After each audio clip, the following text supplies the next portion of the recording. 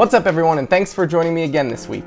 This week I want to give you a behind the scenes of how I make these weekly videos. A lot of people ask me about it, and I've been hesitant to make a video, not because I don't want to share how I do it, but more of just that I'm still evolving it. Even though I've been doing this for over 2 years now, I'm still constantly changing my process to, not only create higher quality videos, but also to be more efficient and be able to make them faster. So I'm gonna kind of keep this as the July 2019 version of my video making process.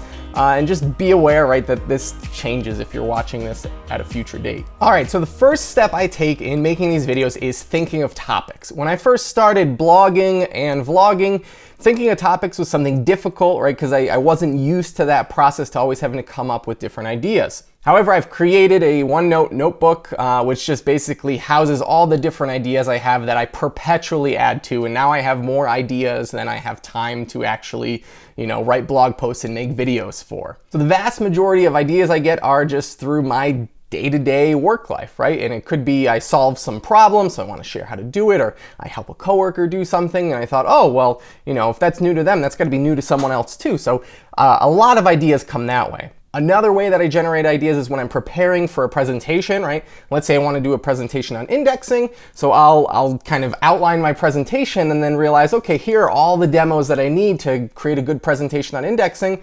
Let me break that down into weekly episodes. So basically, after 5 or 6 of these weekly episodes, I have a whole presentation worth of content. And even though my presentation isn't exactly the same as the videos, all that hard work of creating demos and things like that is already done. So in terms of making these videos, right, on my weekly schedule, every Monday or Tuesday, I start thinking about, okay, I look through my list of topics and I decide what topic am I going to do that week. Hopefully by Tuesday night, I've kind of solidified my idea of, okay, this week we're going to be talking about, trimming white space in SQL Server or something like that. On Wednesday and Thursday of the week, I try to create my demos. Some weeks this is really easy because the topic I'm discussing, right, is I'm very familiar with it, and the demo comes together quickly. It's easy to create a demo. Not all demos are easy to create. While other times, right, it takes a lot more effort. Usually by Thursday night, I really want to have my demos solid of whatever I want to, go over in that video. On Friday nights is when I try to film, so that then the rest of the weekend I have time to kind of put the video together. If you follow this channel for a while, you've probably seen the different locations that I've used for filming over the years, switching from just like the outdoors and random places to my actual work desk, which is in my dining room, which isn't the greatest backdrop, I think, to now being kind of more permanently homed in my basement. While I still plan to do lots of videos, on location when I'm traveling, or, when something interesting comes up, having like a permanent spot to film that I don't have to constantly like clean, kids' toys out of the background and stuff makes it a lot easier to film. So if this is something that you're interested in doing, right, I highly recommend just finding a spot. It doesn't need to be fancy, but just a place that it takes no effort for you to press record and start filming, right? Because having to clean for half an hour before filming is a real buzzkill. As for gear, I shoot on a Canon 80D DSLR, and I use different types of microphone setups. I'm not going to get into gear that much in the video because I think it's a little boring to watch, but if you want to see a list of everything of all my gear, I've included it in the blog post, so just go there, check it out. But I just shoot this on an entry-level DSLR basically and try to get decent audio with off-camera microphones. Since this is a video channel, I try to make the video look as good as I can without going absolutely crazy. I don't think video actually needs to be perfect, right? So if you're starting out, don't focus on trying to get perfect video quality. It's more important that your content and what you're sharing is clear and understandable and good. But as part of filming video, right, the key thing is to have a lot of lighting. So my setup here is, well, let me zoom out for a second. All right, that's a little bit better. So my setup here is, right, is 2 softboxes. There's 200 watt equivalent LED light bulbs in each, so a lot of light. If you are gonna film anything and you do want to set up some lighting, right, lighting is super critical. It seems like you never have enough of it. I don't think you can have too much light because you can always stop it down in camera or anything like that. So I wish I had more lighting, but this is just right now where I'm at. 2 soft boxes, and then behind me I've got these 2 little lights on stands that are just gelled to kind of create a different color background. That's my current setup. And if you've ever wondered how important lighting is, right, let me just turn these lights off for a second so you can see how bland and dreary things look, right? So welcome to my basement. feels like a basement. It doesn't look really good, even if I have some gelled background lights. Not having nice clean lighting on the front is not great. But once you do add lighting, things tend to look a lot nicer. Let's zoom you in again. There we go. And this is unprocessed video footage that you're looking at right now. To make things pop and look even nicer, right, I edit the color in post-production to give it a much nicer saturated look, more evenly balanced, as you can see here. Ideally, a lot of the post-processing fixing that I have to do would be fixed with more lighting, but right, it's a trade-off of how much money do I want to spend on lighting and setup and everything else versus just let me move a few sliders around in post-production. All right, so finally on the topic of filming, to capture my screen as I film, I use Snagit, right? There's a lot of different options out there. I just like Snagit because it's good at capturing high quality video. It's also good at capturing just screenshots, and it's relatively inexpensive to use. So the combination of all those things is really great. The one downside to it is that it captures video recordings with variable frame rates, which is really annoying when editing and you're trying to sync it up with the video that you're filming. So I have to use a program called Handbrake to first convert that variable frame rate footage to constant frame rate footage so that it makes editing easier. And while on the topic of editing, right, let's talk about how I edit these videos. So I film on Friday nights, and then Saturdays and Sundays I typically try to edit. Editing, when I first started out, took me, like, no joke, probably 8 to 10 hours of video.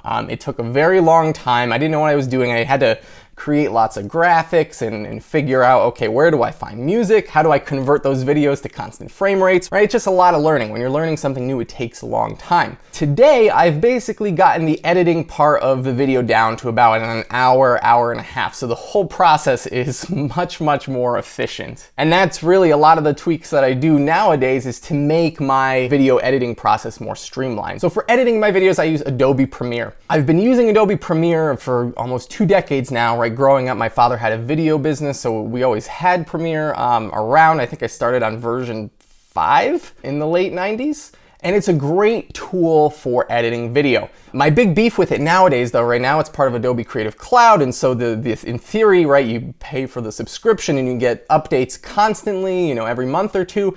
But honestly, the software is full of bugs and terrible nowadays. I really regret Adobe's decision. I don't even care about like the payment aspect is a whole nother thing, right? They need to make money, whatever, but the amount of crappy code they put out in their software is unbearable. So if you do use it, don't install updates for, like, if there's a new version that's released, wait 6 months to install it, because it honestly will just be terrible. All right, ranting over, editing isn't glamorous. My most recent approach to editing is kind of syncing all of my files up first into a multicam edit, so then I can kind of edit the video and produce it like you would a live TV show. I could very easily switch between whether I want to show my computer screen or my primary camera. Since I've switched to editing with this kind of multicam mode, it's made my editing process a lot faster. The second biggest improvement to my editing process has been using auto hotkey scripts to automate some of the clicking that you need to do in Adobe Premiere. So one of the most tedious parts of editing video is adding screenshots and overlays, right? You have to take the screenshot, you have to save it to a folder, you have to import it into Premiere and organize it and then move it onto your timeline, right? I mean, it takes like 8 or 10 clicks. And when you're editing a video that has, you know, dozens of overlays, that process, which maybe takes, you know, 15, 20 seconds, it really adds up and becomes very annoying. So I use Auto Hotkey, which is just like a keyboard shortcut scripting tool on Windows. It's been around forever. The one that I use most often is taking a screenshot in Snagit and having it save that file to the correct folder and automatically import it into my Open Premiere project, so I could just, you know, press a keyboard shortcut and in a second I'm dragging my screenshot into where I need it in my timeline. That's been a huge time savings. I've linked to that script below in the description and in the blog post, so if you're interested in using it, you can use it there. I also highly recommend, right, if you get into this and after you create your first, you know, 10 episodes and you want to become more efficient, there's this great video out there. It's like 3 hours long by this guy named Taryn Van Hemert. He's the editor for Linus Tech Tips, if you've ever seen that, right? So his day job is editing videos nonstop. So he's come up with a ton of efficiency improvements for editing in Adobe Premiere. If this is something that interests you, I highly recommend going to check that out. So I do this editing on Saturdays and Sundays. It takes me about an hour, hour and a half to get a 5 to 10 minute video edited, depending on how many overlays and other features that need to be added. The last things, right, I always do after editing is creating a thumbnail for YouTube, which is important for when people are searching for videos on YouTube to click on one that looks interesting instead of just a screenshot of SSMS, which you can't see any details anyway on a tiny little thumbnail, as well as adding music to the introduction, the ending of my video. So once the edit is done, I upload it to YouTube. It takes me another 15 minutes of kind of getting my descriptions and tagging and categorizing all in there, making sure the video is kind of ready to go. I schedule it for Tuesday morning at 7 a.m. I add it to my blog post. At that point, usually my blog post, I write it anytime between Friday and Monday night, depending on when I find some free time. That also doesn't usually take too long, right? Probably about an hour. Because at that point I already have the demos made. But I get my YouTube video scheduled, I get my blog post scheduled, I get posting to Twitter and LinkedIn and Facebook, all that's scheduled and done. So Tuesday morning, it just kind of all goes automatically, right? Normally I'm at work during that time anyway, so I can't be, I need to have it automated so that it goes out on its own. And that's it, right? I catch a little bit of a breather on Tuesday and then the whole process starts again. So that's it, that's my whole process. I hope you enjoyed this behind the scenes kind of look at how I make these weekly videos. If making videos is something you're interested in, right, always reach out, like with any video, if you have questions, please ask away. I'm more than happy to help people get started. And don't feel like you need to start by making your videos exactly like this. It's actually fun every few months, right? I'll go and check out what some of my first videos looked like way back when, and boy, are things different today, right? The most important thing is just having a good content, having a good kind of story arc for your video, teach something that people want to learn, and everything else will evolve over time. So don't feel like you have to do it all from day one. That's it. Thanks for sticking around through this behind the scenes look at how I make videos. And so I'll see you again next week with more SQL Server content. Thanks.